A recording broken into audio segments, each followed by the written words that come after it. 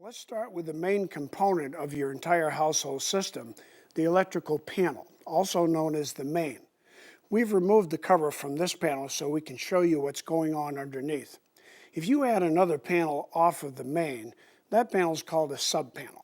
You would add a subpanel if you needed more space for individual circuits in your house. For example, if you had wanted to add another receptacle circuit, but your main panel was completely full. A subpanel is like a main without the main breaker, and it usually mounts next to the main.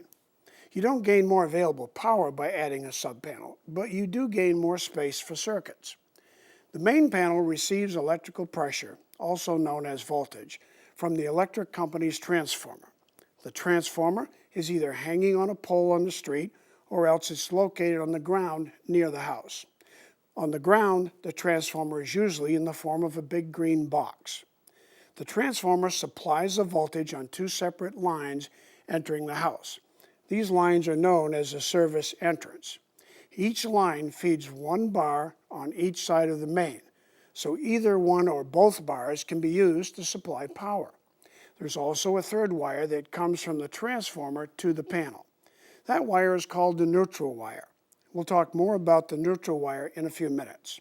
When you tap off of one bar, or to put it another way, when you use only one bar to supply power, it's called 120 volts.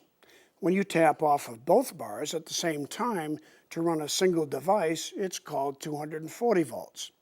You may have heard people refer to 110 volts and 220 volts, but if you used a meter to measure the actual pressure, you would find that it's closer to 120 volts and 240 volts. For this reason, 120 and 240 are the best numbers to use when you're talking about household voltage. When you turn on the main breaker in your panel, it allows the voltage pressure to push electrons through the wires in the electrical cables that make up your circuits.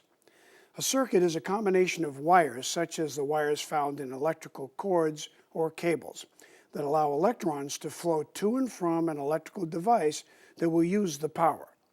The movement of those electrons through the wires is called amperage, and it's what causes your various electrical items to operate. Fuses or circuit breakers in the panel box protect the circuits to prevent too much amperage from flowing on the wires. The amperage of the breaker or fuse should always match the amperage rating of the cable. Some electrical appliances such as clothes dryers, electric ranges, and water heaters require more amperage than others. These appliances are known as 240 volt devices because they need two lines of pressure to operate. When you need to connect to your panel to get 120 volts, you use a single pole breaker. When you need 240 volts, you use a double pole breaker, which will automatically connect to both bars in the panel box.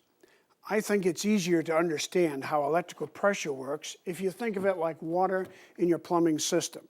The pressure needed to move the water through your pipes to your various fixtures is supplied from a pump somewhere, either at the city water department or from a pump in the well. An electrical breaker is a lot like a water valve. When you turn the valve on, the pressure pushes the water through the pipe. When you turn a breaker on, the electrical pressure pushes the electrons through the wire. Another similarity between water and electricity is that once the water reaches a fixture, let's say a faucet, and gets used, it then flows down the drain pipe and into the ground. Keep in mind that the drain pipe is often white. With electricity, the electrons flow to a device that will use their energy, like a light bulb, and then they flow to ground on a white wire, called the neutral wire. So you see, the white neutral wire in an electrical system acts like the white drain pipe in a plumbing system. There's one big difference between water and electricity in terms of how they flow.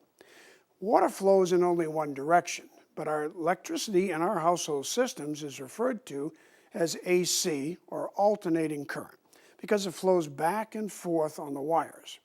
The direction of flow changes 60 times every second. I won't confuse you with a detailed explanation of how and why that happens, but for our purposes, just know that this change of direction is referred to as cycles or hertz. In a 120 volt circuit, the white neutral wire has to be connected to ground, or that movement or cycling effect won't work.